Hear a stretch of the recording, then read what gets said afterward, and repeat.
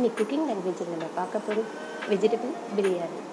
Cooking language சேனலை subscribe பண்ணாதவங்க subscribe பண்ணுங்கள், லைக் பண்ணுங்கள், பெல் பட்டனை ப்ரெஸ் பண்ணுங்கள். வாங்க வெஜிடபிள் பிரியாணி எப்படி செய்யலான்னு பார்க்கலாம்.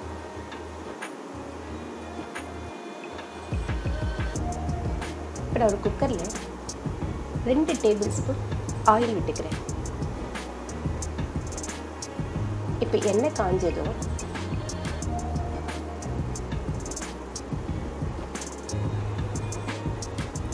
2 பெரிய வெங்காயத்தை நீல வாக்கில் கட் பண்ணி வச்சுருக்கேன், அது இதில் சேர்த்துக்கிறேன். இந்த வெங்காயத்தை கூடவே ஒரு பிரிஞ்சி இலை,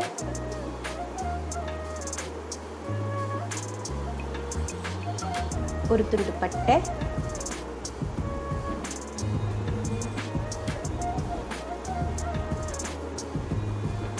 ஒரு ஸ்டார்,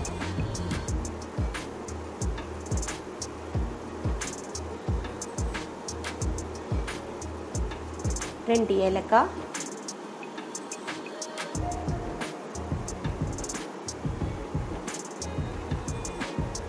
ஒரு 3 லவங்கம் சேர்த்து இப்போ இது எல்லாத்தையும் நம்ம நல்லா வதக்கி விட்டுக்கலாம்.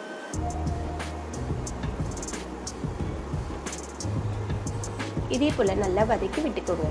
வெங்காயம் நல்லா கோல்டன் ப்ரௌன் வர வரைக்கும் நம்ம வதக்கி எடுத்துக்கலாம். இப்போ வெங்காயம் நல்லா வதங்கி வந்திருக்கு. இப்போ இது கூட நான் 1 டேபிள் ஸ்பூன் இஞ்சி பூண்டு பேஸ்ட்டு சேர்த்துக்கிறேன்.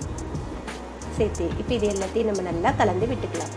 இஞ்சி பூண்டினுடைய பச்சை வாசனை போகிற வரைக்கும் இது நம்ம நல்லா வதக்கி எடுத்துக்கலாம். வெங்காயம் இஞ்சி பூண்டு எல்லாம் நல்லா வதங்கி வந்திருக்கு. இப்போ இது கூட நான் 2 பச்சை மிளகாவையும் சேர்த்துக்கிறேன். சேர்த்து இப்போ இது எல்லாத்தையும் நம்ம நல்லா கலந்து விட்டுக்கலாம். 2 பெரிய தக்காளியை நீல வாக்கில் கட் பண்ணி வச்சிருக்கேன், அதை இதில் சேர்த்துக்கிறேன். இப்போ இது எல்லாத்தையும் நம்ம நல்லா கலந்து விட்டுக்கலாம். தக்காளி நல்லா வதங்கி வர வரைக்கும் இதை நல்லா நம்ம வதக்கி எடுத்துக்கலாம். இப்போ இந்த தக்காளி வதங்கிறதுக்காக நான் கொஞ்சமாக உப்பு சேர்த்துக்கிறேன். இது எல்லாத்தையும் நம்ம நல்லா வதக்கி விட்டுக்கலாம். தக்காளி நல்லா மசிஞ்சு வர வரைக்கும் இதை நம்ம நல்லா வதக்கி எடுத்துக்கலாம்.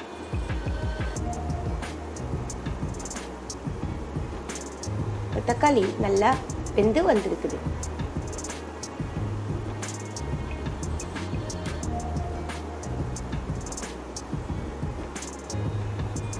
இது கூட நம்ம எடுத்து வச்சிருக்க காய்கள்லாம் நம்ம சேர்த்துக்கலாம்.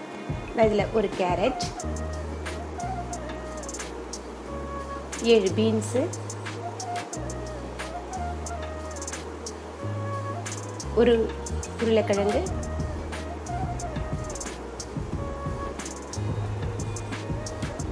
கொஞ்சமா பட்டாணி சேர்த்துக்கிறேன். இது கூட நீங்கள் காலிஃப்ளவர், நூக்கல் இதெல்லாம் கூட நீங்கள் சேர்த்துக்கலாம். சேர்த்து இப்போ இது எல்லாத்தையும் நம்ம நல்லா கலந்து விட்டுக்கலாம்.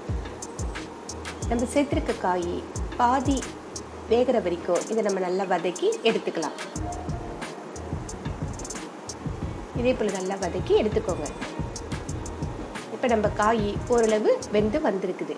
இப்போ இது கூட ஒரு கைப்பிடி அளவு புதினா,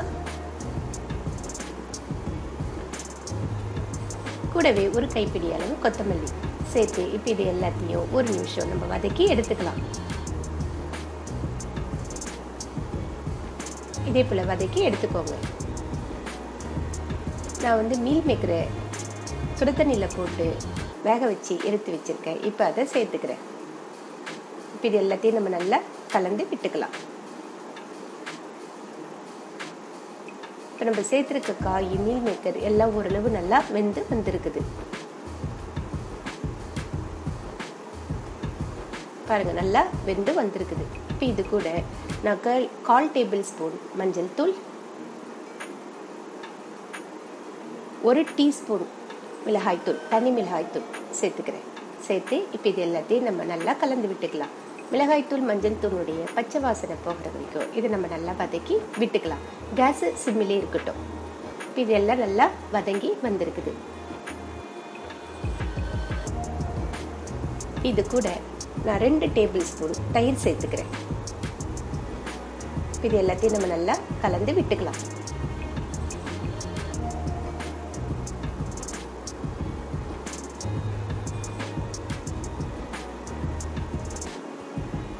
நான் 1 கப்பு பாசுமதி ரைஸ் எடுத்து வச்சுருக்கேன். 1 கப்பு பாசுமதி ரைஸுக்கு 1.5 கப் தண்ணி சேர்க்கணும். ஸோ நான் 1.5 கப் தண்ணி இதில் நான் சேர்த்துக்கிறேன். சேர்த்து இப்போ இது எல்லாத்தையும் நம்ம நல்லா கலந்து விட்டுக்கோங்க. இந்த ஸ்டேஜில் நீங்கள் உப்பு காரம் எல்லாம் செக் பண்ணுறதுன்னா செக் பண்ணிக்கலாம்.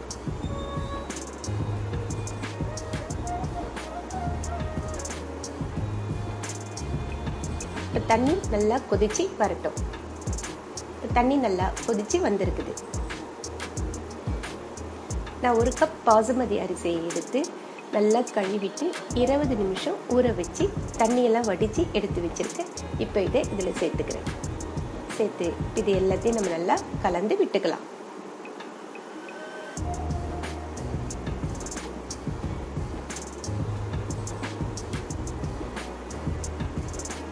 இப்போ தண்ணியும் அரிசியும் சமமாக வர வரைக்கும் இது விட்டுடலாம். இப்போ இது கூட நான் அரை லெமனை பிழிஞ்சு ஜூஸ் எடுத்து வச்சுருக்கேன். அதை இதில் சேர்த்துக்கிறேன். சேர்த்து இது எல்லாத்தையும் நம்ம நல்லா கலந்து விட்டுக்கலாம். இப்போ தண்ணியும் அரிசியும் சமமாக வர வரைக்கும் இது கொதிச்சுக்கிட்டே இருக்கட்டும். இப்போ நல்லா கொதிச்சு வந்திருக்குது. இப்போ இது கூட நான் 1 டேபிள் ஸ்பூன் நெய் சேர்த்துக்கிறேன்.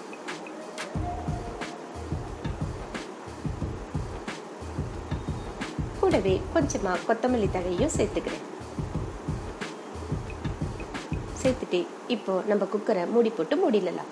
மூடிட்டு நான் இப்போ என் குக்கருக்கு 1 விசில் போதும், அதனால் நான் 1 விசில் விட்டு எடுத்துக்கிறேன். உங்கள் குக்கருக்கு 1 விசில் போதுமா இல்லை 2 விசில் போதுமா நீங்கள் டிசைட் பண்ணி நீங்கள் விசில் விட்டு எடுத்துக்கோங்க. இப்போ எனக்கு 1 விசில் வந்துடுச்சு. நான் கேஸை நிறுத்திட்டேன். இப்போ ஒரு 10 நிமிஷம் பொறுத்து நான் ஓப்பன் பண்ணி பார்க்குறேன்.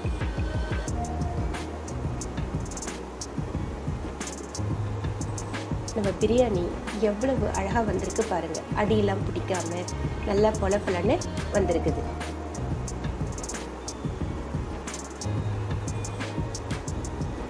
சூப்பராக வந்திருக்கு பாருங்கள். நீங்களும் இந்த மெத்தடில் ட்ரை பண்ணி பாருங்கள்.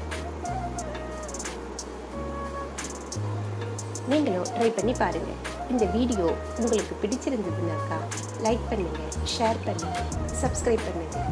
உங்களுடைய கமெண்ட்ஸை கமெண்ட் செக்ஷனில் சொல்லுங்கள்.